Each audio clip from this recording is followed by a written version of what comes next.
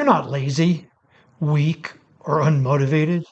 You're human, and your brain has been wired for survival, not success. This is Greg Swanson, and welcome to Warrior Mind Podcast number 726, where we're going to be hopefully answering that age-old question, why do people do what they do? Why do we keep doing the things we know that are bad for us?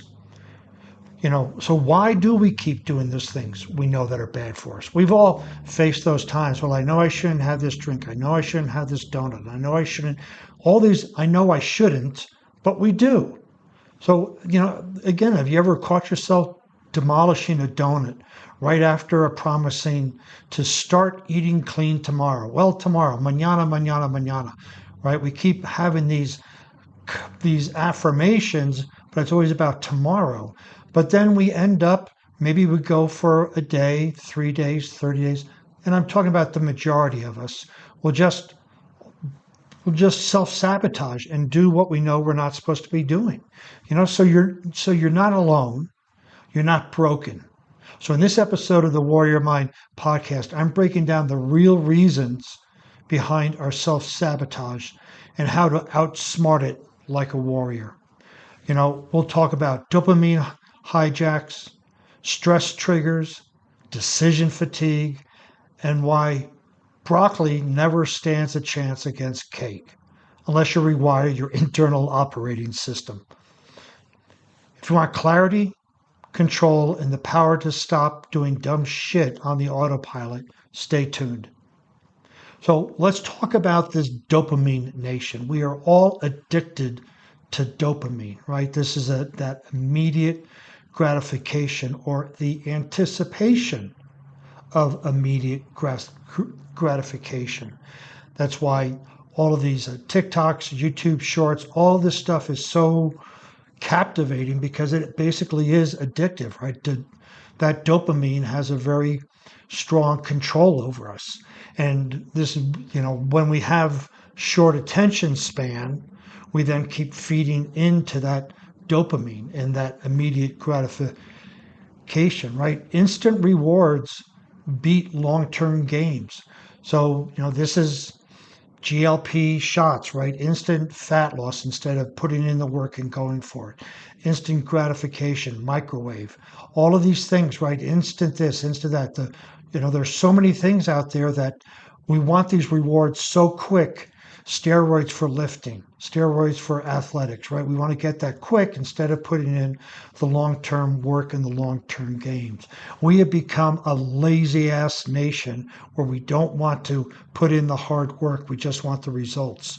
So junk food, smoking, all this stuff equals brain candy, right? We have eye candy, we have edible candy, but this brain candy, it just releases these chemicals in our brain that become addictive. And with fast food, there's a great book out, Sugar, Fat, Salt, where these companies have scientists putting together the right combinations of sugar, fat, salt, so the flavor stays with you and you keep eating more and more and more to satisfy this dopamine, this brain candy. And healthy habits equal delayed payoffs. So we would rather feel good now and deal with the pain later than deal with the pain now and enjoy the pleasure later. And it's just something that we have been rewired. We have basically done it to ourselves, right? So we can't blame anybody but us. Yes, the food industry could be crappy, all the other stuff, but we are deciding to do it.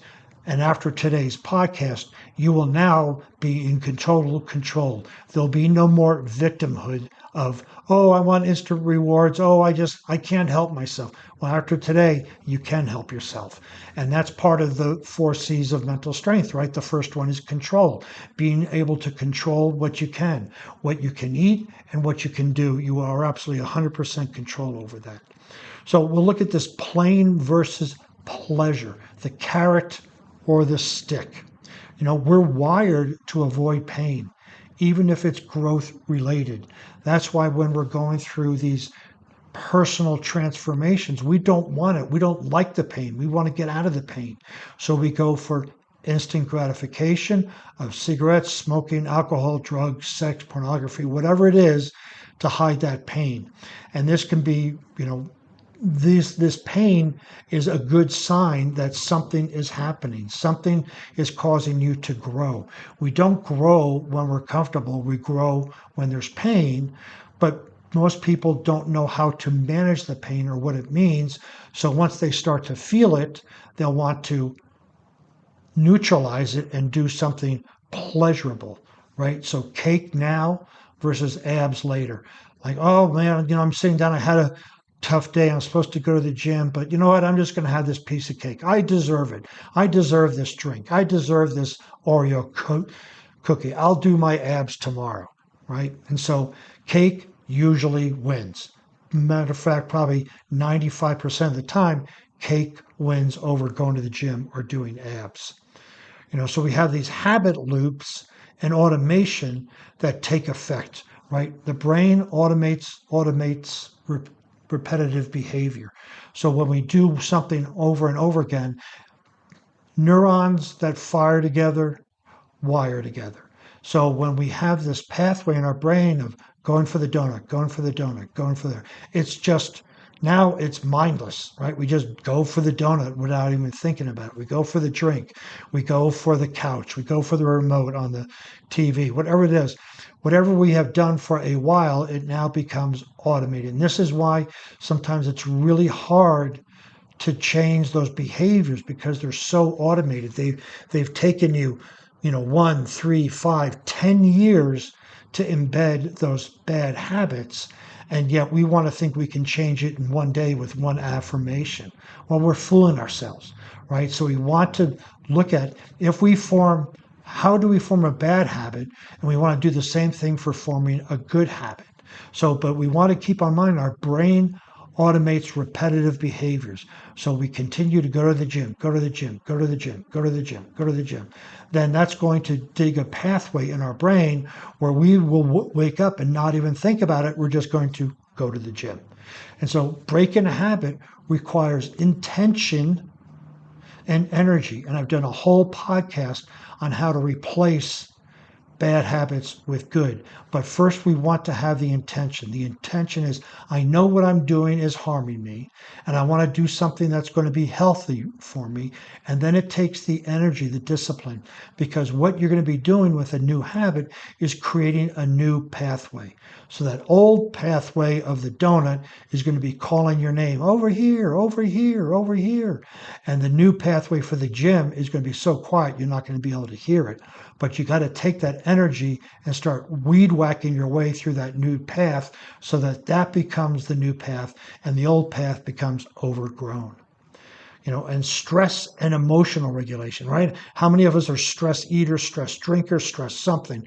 We get stressed and we don't even realize, and I've done a podcast on this, is that you're actually the cause of your stress.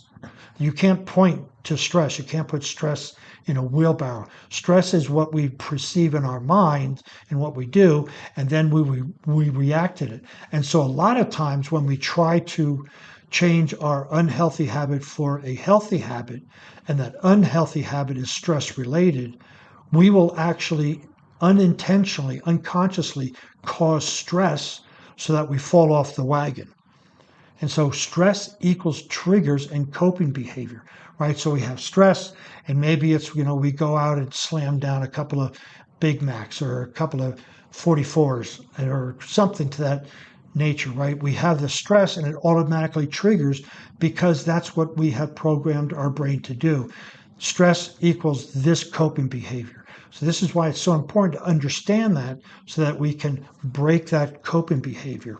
But right, emotional eating is self-soothing. It's not necessarily laziness. It can be lazy if you know what you're supposed to be doing, but you don't do it. But emotional eating itself, have you ever heard the expression comfort food? I have a lot of clients, I'm from the East Coast, and that's a very common phrase, comfort food, Midwest, East Coast. So I talk to my clients and they go, yeah, I just love this comfort food. I go, what do you need comfort from? And what that implies is that there's something in their life that's not comfortable, so they need the comfort food. And when we dive into it, we can identify those associations with uncomfortableness so that they don't have to go to the comfort food. They can change how they perceive about an event and know that it's a positive, not a negative, so they don't, quote, need that comfort food, the potatoes and meat and gravy, if you will. But it's not laziness unless we know what it is and we don't do it. Then it's laziness, right? Then there's this social influence, right, about why we do what we want to do. Environment is bigger than our willpower. If you're at a party or if you're at a restaurant with clients or your work and you want to stop drinking for a week and everybody's out there, oh, come on, have a drink, have a drink, have a drink. 90%, 99% of the time, you'll give in because the environment is more powerful than your willpower. And now we're beginning to, what we're talking about here is basically the unhealthy stuff. So we can use that environment for us as well. We can go to the gym and the environment is bigger than our willpower. If our willpower says I don't want to work out, we go to the gym and then we see all these people working out, and that will encourage us to work out. So these principles that we've gone over so far aren't just for negative parts of it, right? Why we do what we do. It's all default programming. But we can also flip all of these on its end and make them so they're very supportive. So why people do what they do when it becomes successful, here's what they do. They take what we're talking about here and reverse it so all of their success behaviors become automatic.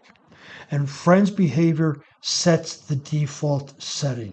So if you're with a bunch of folks that work out and then go for a beer, that is going to be your default setting. And there's been comments about take the average income of the 5 people you hang around with. That's going to be you. If the 5 people, right? So your friends' behaviors do have a big influence on your default setting. So even if your friends aren't there, your default setting is going to take over. But that's that part of that environment, and your friends are helping you with that. So then there's lack of immediate consequences, right? We do things because, yeah, I'll deal with it tomorrow. I'll deal with it when I'm dead or whatever that might be, right? So we discount future pain. We know if our cholesterol level is high and we start, eating more greasy stuff. Oh, the pain's not so bad. I'll take a statin. I'll get a bypass. I'll do this. Not pain. Because we discount the future pain. We just live in the moment, go with the flow. Yeah, until it kills you. Right. And so we want to start thinking about, if I continue this behavior, and let's just say, for example, that you've been putting on 10 pounds of fat a year. And you go, that's not too bad. Well, then year 2, that'd be 20. Year 3, that'd be 30. Year 4, that'd be 40. Year 5. So in 5 years, you would have put on 50 pounds. So we start needing to look at what is going to happen if we continue the behavior we're doing now. What is the pain that we're going to feel? And we have to put ourselves in that position for that fear of motivation, right? We need to do that because we tend to think, it's not a big deal, it's not a big deal, it's not a big deal. But if we keep going with the same behavior that we're doing, that's like with spending. Oh, I'll spend all this now. I have the money now. I'll put it on credit card now. Well, now when, a year later, when all the credit card bills come due, then you feel the pain. It's like, man, I should have not bought this, this car, this trip, this whatever it might be. So we want to make sure that we really put ourselves, if we continue the behavior that we're doing, where are we going to be 1, 2, 3, 4, 5 years down the road? And today's actions feel disconnected from long-term outcomes. We don't correlate that. We don't have that concept of the future, because we generally go, hey, I'm just going to eat this or do this or drink this or be slack off of work, whatever, today, and tomorrow I'll make up for it. We don't have this thought about the future. And if we can sit and look at what the future pain is going to be and start associating that with the behavior now, then we can start doing what we do. So then there's this concept of decision fatigue, right? So we're just to stop for a second. We're doing this why people do what they do. We know we should be eating healthy. We know we shouldn't be drinking that much. We know we shouldn't be smoking. We know all of these things, but why do people do what they do anyway? And so what we're doing is going over a few of those concepts of what plays a role in it. So now you have the causes of the effects, right? The effects of the unhealthy attributes showing up, and now we're looking at the cause. Once we identify the causes, then we can have a battle plan to circumvent them or eliminate them. So one of these causes is decision fatigue, right? Thousands of micro decisions will drain your willpower. There's a great book out called Willpower and talks about just that. From the time we wake up, when we interface with the outside world through Twitter or X, through Facebook, Instagram, LinkedIn, text messages, emails, we start making decisions. What should I wear today? What should I have for dinner? Which way should I drive to work? All of these micro decisions drain our willpower. So at the end of the day, we are so fatigued that even if we know what we want to do, we don't have the willpower and the energy to do it. And I would ask you to listen to my podcast on why discipline is more important than willpower.